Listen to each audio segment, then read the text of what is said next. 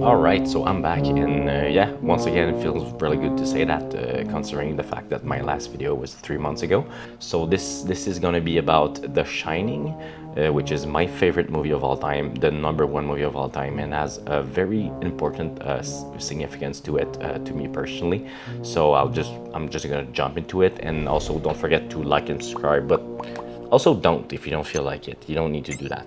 So yeah, let's talk about The Shining. So what I have to say about this movie specifically, I mean, I could do a series of video. In fact, I might actually do that. I could talk about the aerial photography. I could talk about Jack Nicholson's performance. I could talk about the perfection of the visuals in production design and all the mystery surrounding the movie.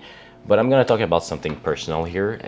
This is the purpose of this video. As much as I've been trying to avoid to do this video because I feel like this movie is so dear to my heart that I want to do it justice. But I'm not gonna do that. So that once again, this is just to be right up front. So one of the reasons that this movie is very personal to me is because the importance of the alcoholism in this movie and the depiction of being an addict and something that Jack Torrance, Jack Nicholson's character, is living throughout the movie, trying to escape his reality and trying to fight his own demons by going to this place which is probably haunted. Well, actually it is. Let's not fucking lie about it, which is haunted, and just gonna bring the worst out of him.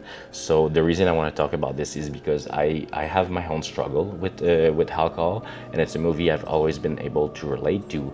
And so in some ways, sometimes it was escapism. I would put that movie on just to live into the Overlook Hotel, into the hallways. And if there's a place that I would like to visit more than anything else, it's the Overlook Hotel. By the way, I know it's not a real place. I know there's this hotel that has a similar design, and also when Stephen King wrote The Shining, he was in a different hotel. So it's kind of like this mix. And there's also the exterior shot, which is an old hotel. It's a very mystical place, and there's a lot surrounding it. But I just want to talk about I guess my own struggle with alcoholism and how this movie kind of like opened the gate in some ways, like cue to the shot of the elevator and the blood coming over there, to my own problems. So it's a very important movie, and I'm just gonna go like dive right into it. Like, as much as I would like to live in the Overlook Hotel, just from like watching the film, it seems to have like this overwhelming and suffocating effect to it, which brings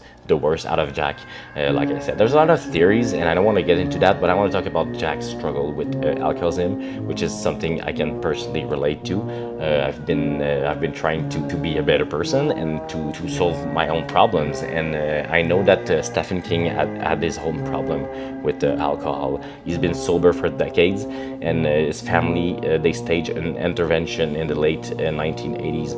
It's a difficult thing to do and to process, but he had an intervention with his family, and it's something that I can say that I have experienced by my own. I didn't have like a specific intervention, but I've been very open about my struggle with alcoholism, and I feel like The Shining is one of the reasons it's my favorite movie. Is it shows how you can self-destruct and just completely lose your fucking shit, and with by having this problem, which is it's a disease, it's a mental disease, and it's difficult to live with. And I think that The Shining is one of well, it's my favorite movie, and I think it's probably the best movie ever made. That's my opinion. And I know Stephen King didn't like the movie personally. I mean, it's a fucking, like, everyone heard the story, but I feel like the way Kubrick worked with that story was very personal to him. And the way when I read the book, when I read the book, and when I see the movie, I see it also as a personal way. And it's just interesting to see how Stephen King struggled with alcoholism helped him write this book. Well, I don't know if it helped him, but he did a fucking masterpiece. And the same thing could be said about Mike Flanagan. So there's a sequel to The Shining. It's Doctor Sleep. I mean, some of you went in theaters to see it, hopefully, but not a lot of people. Unfortunately, this movie disappointed at the box office. That's very sad. And I watched the movie in theaters, and I watched the director's cut.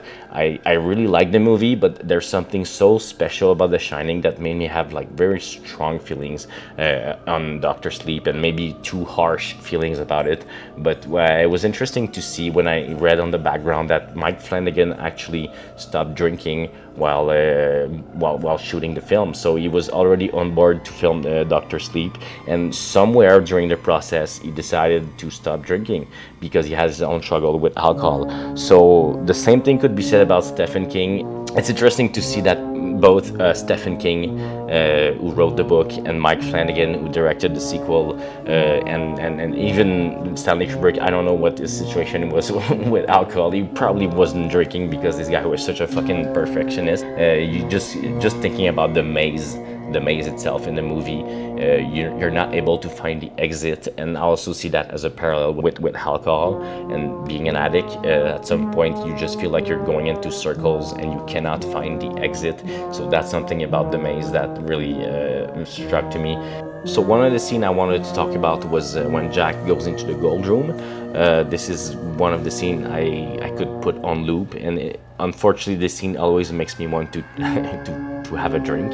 And the reason why is because at this point he's been pushed to the limit, and he goes there and he starts imagining the fact he's actually dreaming. And I'm gonna go back to that point, but he goes there, and just when he opens his eyes there's a bartender and he offers him a drink, and he starts drinking. And the way he drinks it, the way it's lit with the light on the counter that just reflect, and the crispy brown drink just being there. And during that scene he talks to the bartender, and he's clearly been like under a spell. It's the first time he's hallucinating in this movie and getting in contact with the spirits of the Overlook.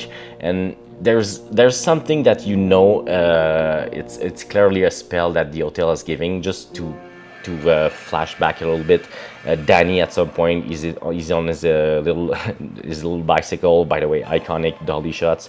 He goes there and he swoops from a corner, and he sees the two twins, and they say it's like forever, forever, forever, forever and ever and ever. And that's something that later on Jack would say to him. I wish we could stay here forever, ever, ever. So clearly the hotel has been like giving him a spell. And when he goes to that bar, he goes there and he's fucking pissed because his wife is accusing him of hitting his son Danny. But anyway, so during that moment that was a very clear manifestation of the hotel. And he says something. At some point he says, "I'll give my soul for a glass of beer." Goddamn soul. Just a glass of beer. And this is kind of like a pact with the devil, and that's actually what happened. It's like you're going through a path that you know is not good for you, but you don't give a fuck, you don't care, you're just willing to do whatever you can to have that drink, which is the problem with alcohol, and which is a poison by itself. So in that way, I feel like Stanley Kubrick, version of The Shining it's a fantastic film. I do understand also why Stephen King doesn't like it necessarily, because there was a lot of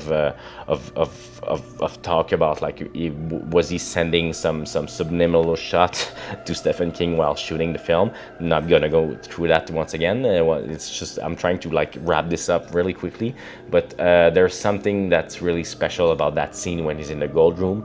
He's facing the camera and he opens his eyes, and we enter his point of view, his mind, and he's looking at the bartender, and the bartender offer him the drink. But clearly, if you notice, when that conversation ends, Wendy is walking through the hallway, and she's calling his name, and when she comes in, she's touching his back, and you can tell, like if you really pay attention, you can tell that he was actually sleeping. He was dreaming about the whole thing. So Are you out of your fucking mind? so what I mean, was he dreaming the whole time? And what, you know, at what moment, what is real, what is not, I don't know. But what I love about this movie actually is the fact that I don't know still to this day. And go in the comment section if you have like some theories and if something to suggest. I love reading about this film. I've seen the documentaries. There's so much theories about this film that's why this movie is so dense. There's something mystic about it, and that's also why we're still talking about it today.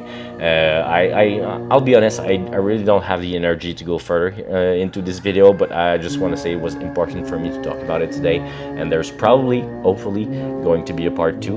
And yes, so stay groovy, and peace out.